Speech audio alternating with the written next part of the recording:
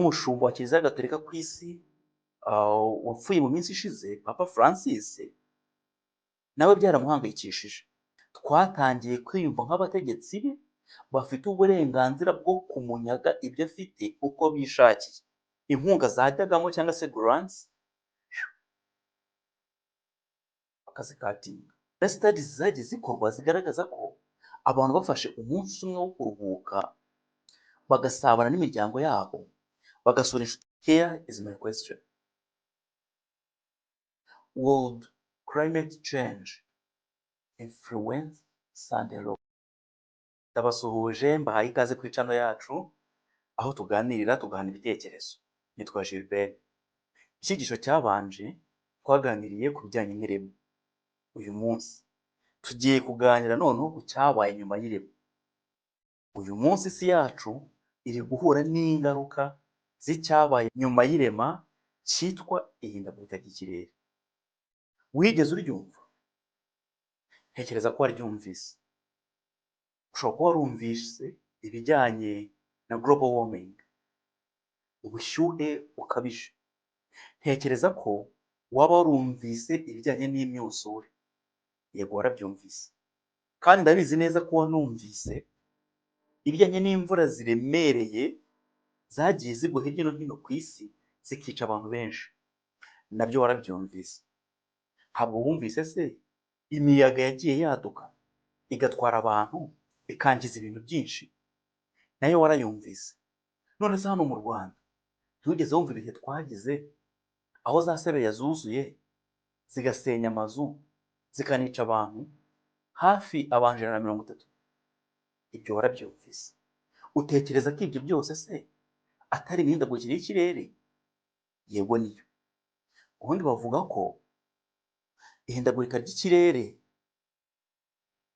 ari impinduka z'igihe kirekire zibaho ku bushyuhe n'imiterere y'ibihe ku isi. Bivuze ngo ibyo navuze byose bikubiye aho ngaho. Uyu munsi dufite climate change, ihindagurika ry'ikirere ku rwego rwo hejuru. Kandi ntugire ngo ahari niweho rihangayikishije gusa. N'umushumba wa Kiliziya Gatolika ku isi wapfuye mu minsi ishize, Papa Francis, nawe byaramuhangayikishije. Bituma yandika urwandiko rwitwa Laudato Si mu 2015 ahamagarira abantu batuye isi bose kwita ku isi yacu. Isi yegeranyije na mushiki wacu. Mu magambo make yanditse, wenda ndayasoma mu Kinyarwanda, ariko mu Cyongereza yanditse ngo this sister now cries out to us because of the harm we have inflicted on her by our irresponsible use and abuse of goods which God has endowed her. We have come to see ourselves as her lords and masters, entitled to plunder her at will. Urumva ko byamuhangayikishije cyane. Arabyandika. Mu yandi magambo ni ukuvuga ngo uyu muvandimwe wacu w'isi aratabaza kubera uburyo twamugiriye nabi dukoresha ku buryo bw'umurengera impano Imana yamugeneye. Twatangiye kwiyumva nk'abategetsi be bafite uburenganzira bwo kumunyaga ibyo afite uko bishakiye. Rero uru rwandiko rwavugaga cyane cyane kuri ibi bijyanye n'ihindagurika n'uburyo dukwiriye gukora kugira ngo tubungabunge ibidukikije. Mu kubungabunga rero ibidukikije hari ibimenyetso by'indwara usanga bigaragara ku butaka, mu mazi, mu kirere no mu buzima bw'ibyaremwe byose. Ayo magambo nyasomye muyazirikane: ku butaka, mu mazi, mu kirere no mu buzima bw'ibyaremwe byose. Ayo magambo muyazirikane. Rero Papa nayo byaramuhangayikishije, yandika urwandiko. Kandi uru rwandiko ibikubiyemo bikwiriye gushyirwa mu bikorwa. Reka mbabwire ibijyanye n'ingaruka z'ihindagurika rero. Ndabasomera bimwe mu byo nagiye mbona mu bushakashatsi bwagiye bukorwa ku bijyanye n'ubushyuhe uko bwagiye bwiyongera. Ingaruka z'ihindagurika navuga ko ziri nko mu buryo nka bune. Ubwa mbere, hari ubushyuhe bwiyongera mu kirere cya global warming. Ubushyuhe buriyongera ku isi. Icya kabiri, imihindagurikire y'ikirere irimo imyuzure, irimo amapfa cyangwa se izuba ryinshi, irimo inkubi z'imiyaga, irimo imvura zidasanzwe. So ibyo byose bikubiye ibyo nakwita nk'imihindagurikire nyine y'ikirere. Icya gatatu, ihungabana ry'ubuhinzi. Kumva abantu ntabwo babona ibyo kurya. Icya kane rero, kiba ku binyabuzima no ku bimera. Reka manze mpere ku bijyanye n'ubushyuhe cyangwa se global warming. Hari ubushakashatsi nagiye mbona bwagiye bukorwa no ku makuru agiye atangazwa n'ibinyamakuru bitandukanye, yagiye agaragaza uburyo ibigiye byishyuha umwaka ushize ndetse n'uyu mwaka mu kwezi kwa gatatu. Reka mubwire mu mwaka ushize nka Rio de Janeiro muri Brazil mu kwezi kwa kabiri k'umwaka ushize 2024 bagize ubushyuhe bugera kuri 62.8 bwa degere Celsius. Ubu bushyuhe ukuntu bungana 62 ni ubushyuhe bwinshi pe, bwinshi bunanirwa kwihanganira. Muri Egypt ku itariki 7 z'ukwezi kwa gatandatu bagize ubushyuhe bungana na 50.9 50.9 Celsius degree. Muri Ghana mu gice cyitwa Navlongo bagize ubushyuhe bwa degere Celsius 44.6 wari mu kwa gatanu ku itariki ya mbere. Mu ihembe rya Afurika babavugamo wenda nk'ibihugu bya South Sudan, Uganda, some parts of Kenya bagiye bagira ubushyuhe bwa degere Celsius 38 bwashobora kuzamuka kugera kuri 40. Ubushyuhe nabwo murumva ko ari bwinshi. Muri Amerika naho bagize ubushyuhe bwinshi cyane. Nko muri uku kwezi kwa gatatu gushize k'uyu mwaka turimo 2025 bagize ubushyuhe bwa 32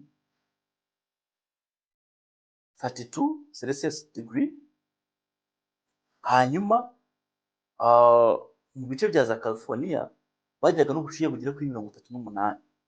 Hano iwacu mu Rwanda mubona ko ibice bishyuha cyane ari ibice bya za Nyagatare na Gatsibo, nabo usanga bari muri za 28, 29, 30. Hari igihe muri Kigali higeze kuba ubushyuhe bwa 31. So ibyo rero byose biragaragaza ko ubushyuhe ku isi bugenda bwiyongera, kandi sinzi yuko bugiye no kugabanuka nona. Hanyuma ibyo bindi bijyanye n'ubuhinzi, uko ubuhinzi buhungabana, well, uyu munsi wenda ku bantu badasobanukiwe, mu Rwanda tugira amasezo ahari wenda 2 cyangwa 3. Igihembwe cy'ihinga cya A, icya B n'icya C. Igihembwe cya A ubundi gitangira mu kwa karindwi kugera mu kwa 12, naho icya B tukagitangira wenda mu kwa mbere, mu kwa kabiri kugera wenda mu kwa kane. Cyo hari abagera rero sezo C igera mu kwa gatandatu. Ariko icyo nshaka kuvuga cyane ni iki rero, nuko usanga nko mu gihembwe cya mbere cy'ihinga gitangira mu kwa karindwi, usanga nko mu kwa 9, mu mpera z'ukwa 8 cyangwa mu kwa 8 kubera muri za 15 imvura ibigwa, abantu bakarima. Mu kwa 9 abantu bagasanza bagatera, ariko tujya kugera mu kwa 9 ugasanga nta mvura. Kandi bya affecta bande, bigira ingaruka kuri ba bantu baciriritse batabasha kubona ibibatunga, ndetse ugasanga no ku masoko byagabanutse. Ariko abafite amafaranga n'ubundi bagura aho bagize ibice byagize umugisha bikabona imvura bigahinga bikagemura. Bagije ibibazo ba bandi badafite ko bameze. Rero ibyo tuzabirebera hamwe. Icyo nshaka kubabwira ni uko hari n'igitabo cyitwa Mandate for Leadership cyanditswe abagenzi reka mbareke ko tuzakiganiraho mu buryo burambuye. Iki gitabo nacyo bacyanditsemo ibijyanye na environmental protection cyangwa se kurengera ibidukikije. icyo bavugagamo cyane cyane cy'ingenzi ni uko abanyamerika cyangwa se perezida wari ugiye kujyaho ndetse yaranatowe ni Trump bamwandikiye ibyo agomba kuzakora biri muri iki gitabo cyitwa Project 2025 Mandate for Leadership. Tuzakiganiraho mu buryo burambuye babwira ikintu kirimo. Rero ikirimo aho kinini ni uko bagomba gusuzuma icyitwa advocacy groups zirengera ibidukikije, bakareba icyo zakoze, bakareba n'intego zazo nimba zibasha kugera ku cyo abantu biyemeje. Hanyuma inkunga zajyagamo cyangwa se grants bakazikatira. Nimba ushaka gusoma byinshi wenda ariko nzagufasha no kugira igitabo gusomera ibirimo. Kuri paji ya 417 harimo iyo ngingo ivuga Environmental Protection Agency, icyo bagomba gukora. Iyo ni mandate perezida wa Amerika agomba kugenderaho. Hanyuma rero icyo ngiye kuvuga ni uko uyu munsi hari ibyo abantu bagerageza gukora kugira ngo kugira ngo nibura ihindagurika ry'ikirere risa nkaho rigenza make. Fate nk'urugero, uyu munsi hari ibyo tugerageza gukora, abantu baragerageza gukora imodoka z'ama electrique zidakoresha essence. Icyo byose ibyo bakora kugira ngo ubushyuhe nibura bugabanuke, ama carbon dioxide adakomeza kujya mu kirere ari menshi. Uyu munsi mu Rwanda turatera ibiti, turatanga ibiti buri mwaka, abantu bagatera ibiti byinshi, abantu bagacukura amaterasi y'indinganire,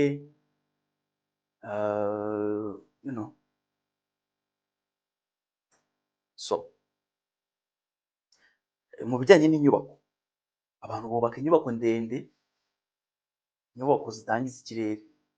Inyubako ndende yose ugomba kuba ufite ukuntu itangiza ikirere. Ibyo bayubaka bagashyiraho ibyatsi bizamuka ku nzu. Inzu mujya muzibona nyinshi muri Kigali ziruzuye. Hejuru bagashyiraho amajaride, hejuru ku ma etaje bagateraho amajaride, ibindi byatsi bikazamuka ku nzu. Ntabwo ndivuga amazina y'izo nzu, murazizi. Ibyo nibyo tugerageza gukora. Hari n'ibindi byinshi bikorwa, ariko sinzi niba bizageza ku gisubizo. Ariko ndashaka kukubwira hari ibyo abahanga bagaragaje mu gihe cya covid.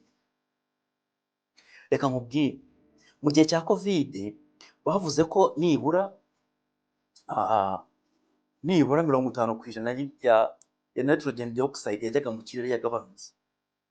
Ngo iyo ni imyuka yangiza ikirere. Ikigo cy'Abanyamerika gishinzwe iby'isanzure cyabivuzeho. Icyitwa European Space Agency cyangwa ikigo cy'Abanyaburayi gishinzwe iby'isanzure nacyo kibivugaho ko muri covid cyangwa se mu gihe cya lockdown habayeho igabanuka ry'imyuka ijya mu kirere. International Energy Agency cyangwa ikigo mpuzamahanga gishinzwe iby'ingufu nacyo cyagaragaje ko muri 2020 carbon emission has dropped by 7%. Ngo imyuka ijya mu kirere yagabanutseho 7%. Ibyo bivuze ko ngo inganda, ibice bigizwe n'inganda cyane, birimo za mu Bushinwa, birimo za United States, ibyo bice byagiye bigaragaza ko rwose ibirere byaho byari bikeye birimo umwuka mwiza wa oxygen. Ibyo bivuze n'iki rero? Biravuze ngo kuba abantu bajya muri lockdown cyangwa kuba hari uburyo ibikorwa byagabanuka byangiza ikirere nibura mu cyumweru, bishobora kugira impact z'igihe kirekire. Mu yandi magambo, hari na studies zagiye zikorwa zigaragaza ko abantu bafashe umunsi umwe wo kuruhuka, bagasabana n'imiryango yabo, bagasura inshuti n'abaturanyi, bakita ku miryango yabo, uwo munsi ugaharirwa umunsi wo gusenga gusa, inganda ntizikore, imodoka ntizigenda izangombwa, abantu babasha kugira umwuka mwiza. Climate change dukomeze ikibazo. Nagira ngo mbabwire ko muri uru rwandiko rwitwa Laudato Si Papa yanditse 2015 nawe yagarutse kuri iyo ngingo. Nzabibasomera kugira ngo mwumve uko yabyanditse n'uko abivuze. Muri iki gitabo cy'Abanyamerika cyitwa Mandate for Leadership Project 2025 nabo bagarutse kuri iyo ngingo. Nzayibasomera mwumve nimba harimo guhuza. Icyo ngiye kubabwira rero ni kimwe, nerekeza ku musozo. Uyu munsi dufite ihindagurika ry'ikirere tuzi twese twemera ko rihari. Dufite global warming iri hejuru. Dufite imvura ziremereye ziteza isuri zigatera imyuzure. Dufite ubushyuhe bwinshi ku isi budasanzwe. Ibyo byose rero biratwereka ko ibihe bigenda birushaho kuba bibi. Here is my question. Would climate change influence Sunday law? The answer is yes. Why?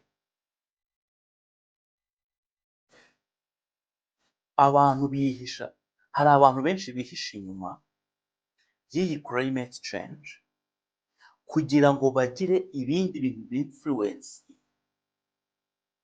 and that is where we are heading to. Aho niho turimo turajya. Can you imagine how people write articles about climate change, but they also look some spaces to incorporate something about a day of rest? How are these two things connected? They are connected. One is behind another. Sunday law is behind the climate change. And Sunday law, what is it intended to? Why? Why would it be introduced? Kuki yaba ikibazo?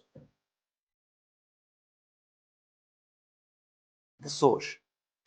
Ariko icyo nashakaga ko tuganira cy'ingenzi, icyo twaganiraga ni iki? Ni uko iri hindagurika ry'ikirere uko rimeze, inzandiko zandikwa, policies zandikwa, icyo bigendereye ni uko ziganisha ahantu hamwe hitwa kugira umunsi umwe abantu baruhuka, inganda ntizikore, kugira ngo ikirere cyongere kigire umwuka mwiza. Birihindagurika byinshi, ingaruka nyinshi ziterwa na global warming cyangwa ubushyuhe bwinshi cyane ku isi buzamuka. Rero ibyo byose biratwerekeza ahantu hamwe. Yesu ari hafi kugaruka. Jesus is coming soon. Are you ready? How ready are you? Are you prepared? Are you scared? Are you excited? Uzaba ari nanjye mu kiganiro cy'ubutaha. Nzakuganirira ku bijyanye n'incamake y'urwandiko rwa Papa rwitwa Laudato Si. Icyo yanditsemo kijyanye n'ihindagurika n'icyo yavuze kijyanye n'umunsi umwe wo kuruhuka. Ntuzabure, ndabikurarikiye, kandi aho uri hose ngusabiye umugisha w'Imana. Ibihe byiza, naho gutaha.